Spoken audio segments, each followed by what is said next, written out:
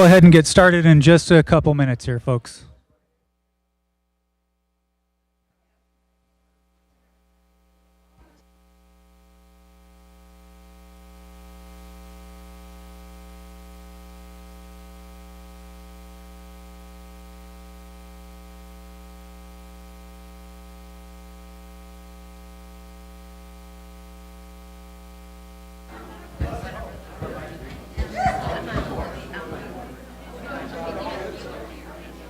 Yeah, we'll see. We'll give him like a minute to show up. A minute. Chief might be on the phone. So. Could you hear me?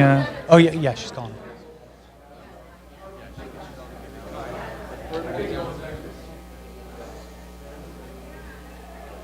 I say we just stick to these ones. No? Okay. We'll just go ahead and get started. All right. Okay. Yeah, that's good.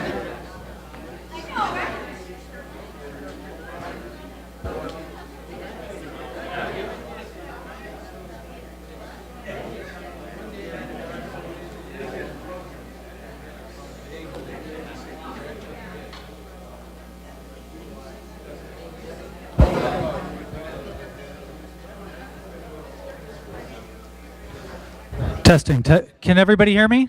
Is this okay? Perfect. We're going to go ahead and get started here. I'd like to start off by introducing myself. I see some familiar faces out here, but for those of you who don't know me, my name's Aaron Fate. I'm the captain of the Claremont Police Department. And in the back of the room right there is our chief of police, Shelley Vanderveen.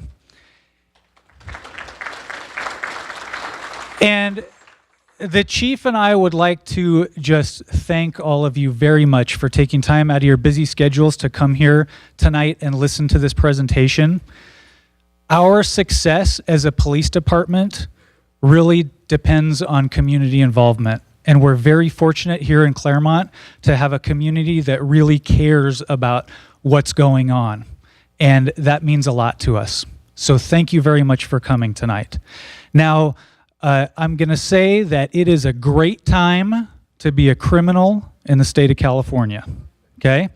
Great time. But aside from that, we don't want this to be all doom and gloom here tonight. So there's going to be some stuff that's going to make you think, wow, what's going on here? But what we really want to focus on is what can we do as a community and as a police department to try our best to combat some of this stuff.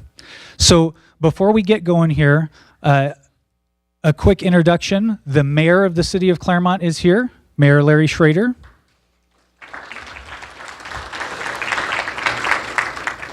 We have a member of our police commission, Frank DeLeo, right here.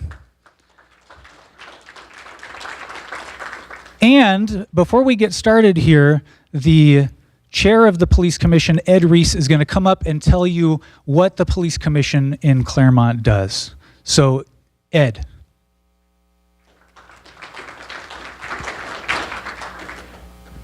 Thank you, Captain Fate. So, as the captain mentioned, I have the honor of serving as chair of the police commission. And the commission provides a number of kind of partnership and feedback and input to department and how the department may operate or may interact with the community and how we can provide that feedback from the community. The commission itself meets every other month, and we go over a number of policies and procedures as those significant policies may change. We provide feedback to the chief on those. We provide feedback on any internal investigations. So if there is a complaint filed, we do put together what's called our police ad hoc committee that reviews that internal investigation, provides feedback and information to the chief and the captain on our thoughts and feelings and understanding of the outcome. On top of all of that, we look at a number of things. We look at crime statistics. We look at crime trends. We provide feedback to the department on enhancements or changes that could take place in making some positive change in the community. We partner with the department in things like this event today, the Citywide Neighborhood Watch. So there's a number of other programs that you'll see roll out here and has rolled out that we work with the department on and making sure that that information is getting out into the community. So one important thing to remember that the commission is here for you. The commission is here for the citizens of Claremont so that you can come to the commission meetings and share your feelings, your thoughts, your desires, your needs, your commendations, your experiences with the commission. And we can take this input and use this input for improving. It can be used to provide great feedback or commendation to officers and managers. But again, we're here to support you, serve you, and so if you have thoughts, concerns, questions, or just really happy with what's happening, show up, let us know. We're here to hear you out. So with that, I'll give it back to Captain Fate, and I hope you'll definitely learn a lot tonight, and I look forward to getting some feedback at the end from everyone. Thank you.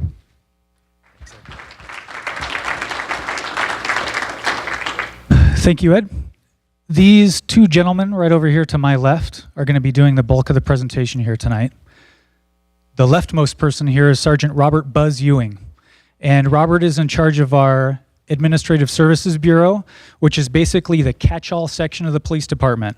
If we don't know who should do something, that's the guy who gets to do it. So you can imagine how busy he is. In addition to doing all of those things, he's in charge of community outreach events like this. He does background investigations for new hires. He runs our volunteer program. He runs our Explorer program. He's in charge of the school resource officer, and he's got an IT station in his office that fixes all of the tech gadgets around the station. So he's a busy guy. And this other person up here is Lieutenant Mike Cizik, and Mike is our Detective Bureau Lieutenant. So Frank had said earlier, you know, who's the most popular guy at the police station, right? Especially when it comes to people depicted in movies and television series, the Detective Lieutenant. So you're going to be hearing from him tonight too. So without further ado, I'm going to pass the microphone over to Buzz. We're going to go through this presentation. At the end tonight, there's going to be opportunities for questions. If something comes up and you're not comfortable asking about it in the presence of everybody here, please come see us afterwards. We're going to be here afterwards. You can come up, you can talk to us about anything that concerns you. So, thank you.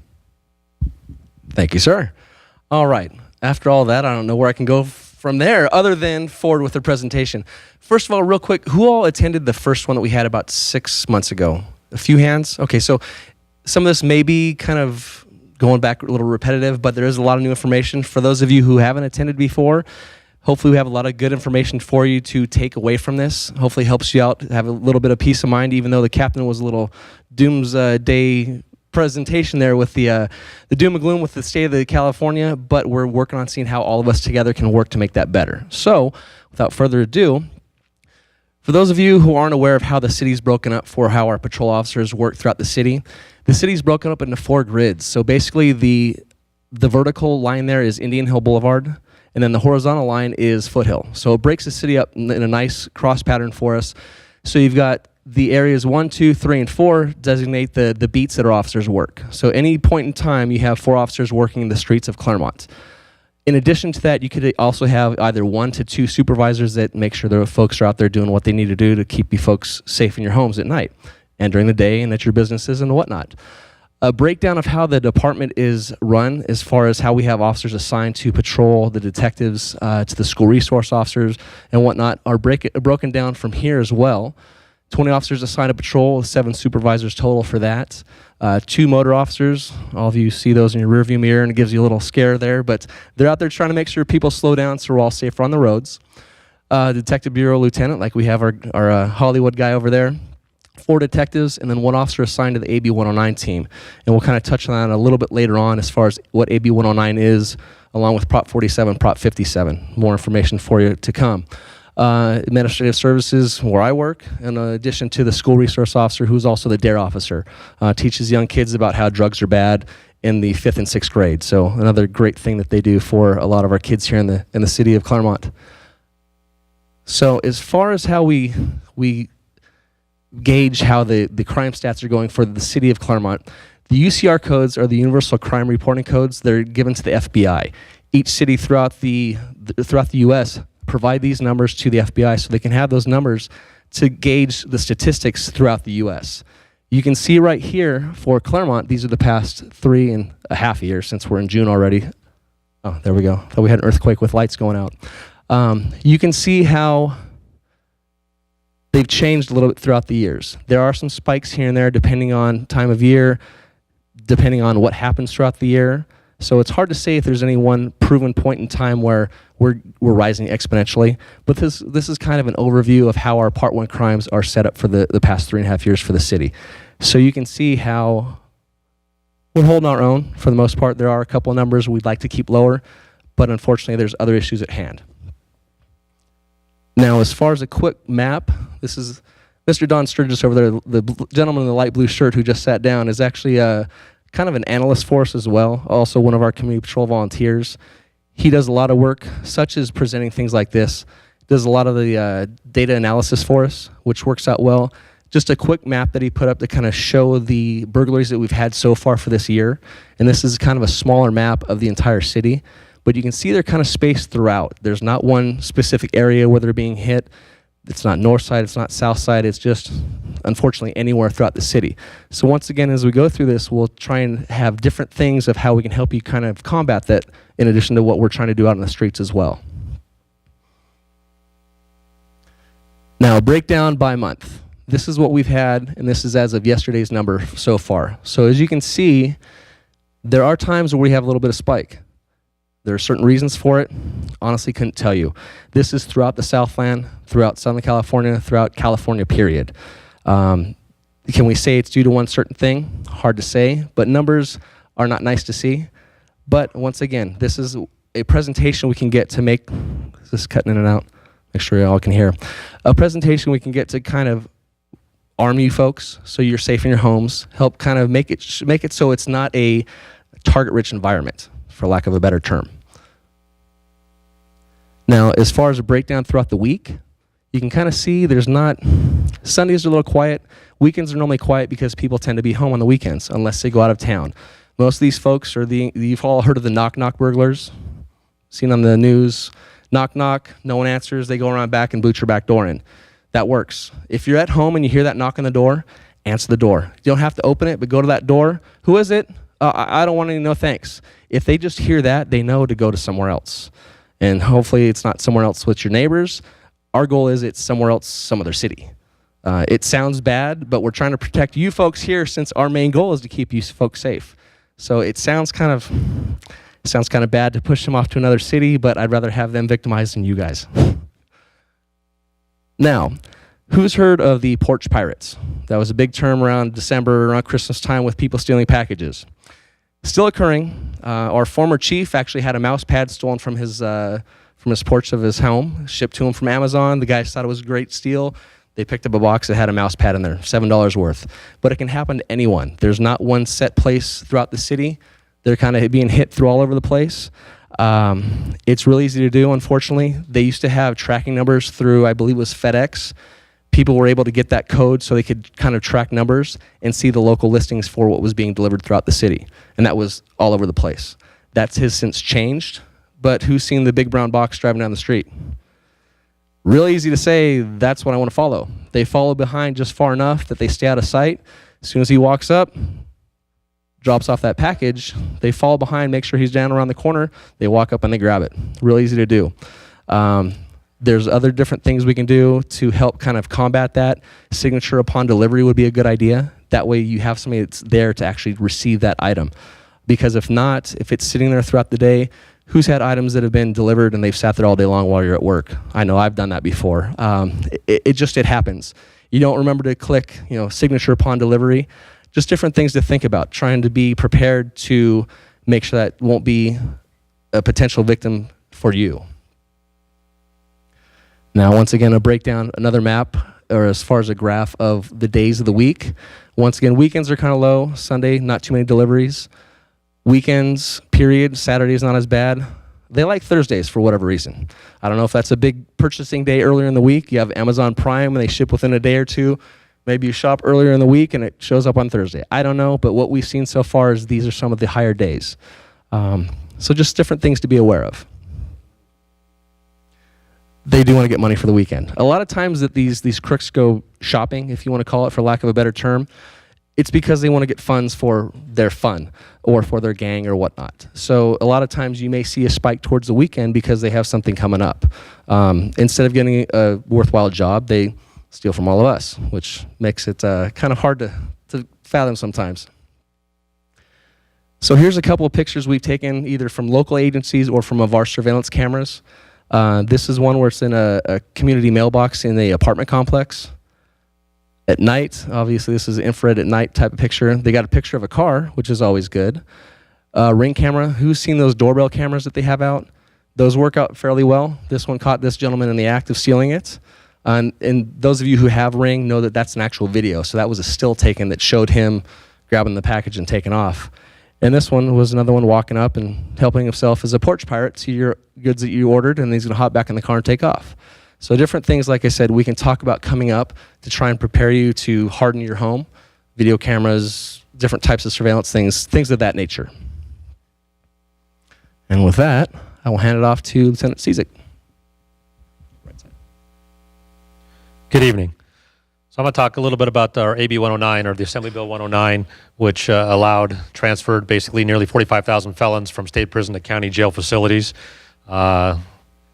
State seems to think that's going to be the way to house these criminals, and a lot of these guys are getting out and coming to your front door, being the porch pirate, or coming in your back door and smashing your glass doors and coming in your house. Like I said, the Prop 47 here is reclassified. They've downgraded the number of serious crimes from felonies to misdemeanors. So you have a lot of the deadly three, or the non-serious, non-violent, non-sexual. If their offending crime didn't hit one of those three targets, they were candidates to be downgraded and released from prison. Or, like I said, we talk about the felonies. A lot of the drugs, cocaine, heroin, if you had a possession, that was a felony. Now it's a misdemeanor. It takes the officer longer to write the ticket and the report than it does for this person to be in custody. We can arrest him, bring him in, fingerprint, photograph, out the door, and we're still having to write the paperwork on it. So these are some of the problems that we have with Prop 57, or Prop 47. Prop 57 talks about the early release of the up to 30,000 criminals convicted for nonviolent felonies. So these are some of the things that are coming out that people in the state are voting for. I don't know if they are not really know exactly what, or they're informed enough to make that decision. They get confused. A lot of the ads, it's yes, no, vote is no for something else, and no means yes, and people get confused. But like these are the things that we're dealing with right now on a day-to-day basis in the law enforcement community. We have the San Gabriel Valley East AB 109 Task Force. So it's comprised of, you see the cities here, Baldwin Park, Claremont, El Monte, Glendora, Pomona, San Gabriel. So we have an individual that is from our agency that is on that team, and they go around and they're checking on offenders that are on PRCS, or the post-release community supervision. So a lot of the agency, or these people are getting released in the community and they're not being checked on. So this team goes around and makes checks, and sometimes they're checking on these people once a month. So at least that way they know, these people that are in our community here know, hey, I better not be doing anything wrong, because I'm going to have a team coming and knock on my door and doing a compliance check. And it's worked out really well for us. So these are the statistics year to date for the AB 109 team. So they've had a total of 183 arrests, compliance checks 132. The city of Claremont is 22, and compliance checks 10. Now with this information, we had kind of a gap in our AB 109 task force team, so we actually put a member just in April. So although these numbers, they would be higher if we had them from January to year to date. These are some of the other statistics for last year, 2016. So we had an overall 2% drop in our some of the crimes in the overall crimes in the city, but some of the ones that kind of stood out are these areas here. So we had a 9% increase in auto theft crimes, 12% increase in commercial burglaries, 19% increase in residential burglaries, and 87% increase in robberies. Now, with each one of these, the increase in auto theft crimes, a lot of these are occurring up at EV Canyon, where people like to hike and they leave their purse on the front seat of their car, or they try to put it in their trunk. Thieves are coming up, smashing the window, and they may hit 2 or 3 cars. So we have, like since we're seeing some of that, an increase from there. Commercial burglaries, again, we had, there's a couple of crews that are one out of LA, one out of Long Beach that are coming up. And that's what they do, is they hit businesses in and out real quick. A lot of them are near the freeway. But we saw those increases. There's a bigger task force that is actually out and working diligently to identify these individuals and putting together a bigger sting, I guess for lack of a better word, to go out and try to find these individuals and try to reduce that number from occurring. Again, the residential burglaries, 19% increase. Like I said, the criminals right now know that now is the time to commit the crime. We've talked to a couple different individuals that know that the courts are overloaded, the prisons are overloaded. If they sit and they want to fight their case, they know that the DA is going to reduce, and then they'll finally say, okay, we'll give you 1 year and no parole. And these guys are in and out, good time served. They may be out in 3 to 6 months. It can be a ridiculous thing. And so these guys, we're arresting them, and we're seeing them right back out on the street. And so it's very frustrating from a law enforcement standpoint to try to get these guys, to try to keep you guys protected, and yet we're bound by the rules that the citizens of California vote for. The robbery increase, this one here, obviously it's an alarming number, but a lot of these are going to be the people how many people you see them walking on their iPhone. They're not looking around what's happening. And so what happens is, if I was to steal your iPhone, are you going to fight me for it? Because what's on that? Your life. Everything. Pictures, contacts. I mean, if you said, hey, call so-and-so, you're not going to remember, I got it down 909, blah, blah, blah. It's scroll and, okay, I'm going to find the number. You don't remember your numbers anymore. So it's a huge thing to have. And so when they come up and they wipe the phone, struggle ensues.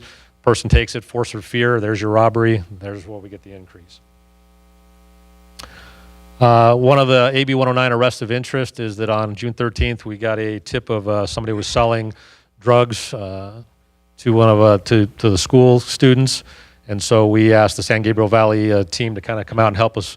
We were able to conduct a traffic stop on the individual, identified him, did a rollback on the house, and we found a large number of ecstasy, Xanax, marijuana, currency.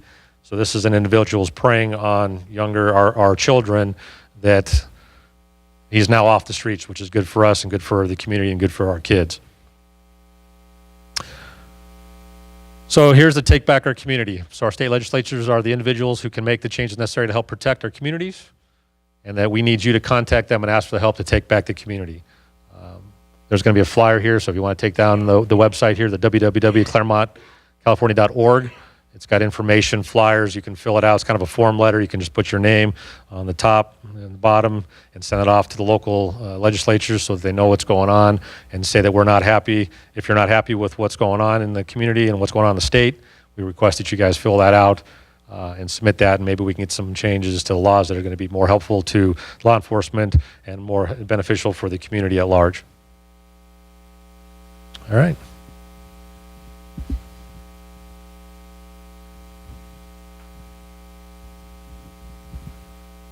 Okay, just making sure it's my turn. Okay, so as far as those flyers go, we do have them up here along the front. They're actually hot off the press as of today. So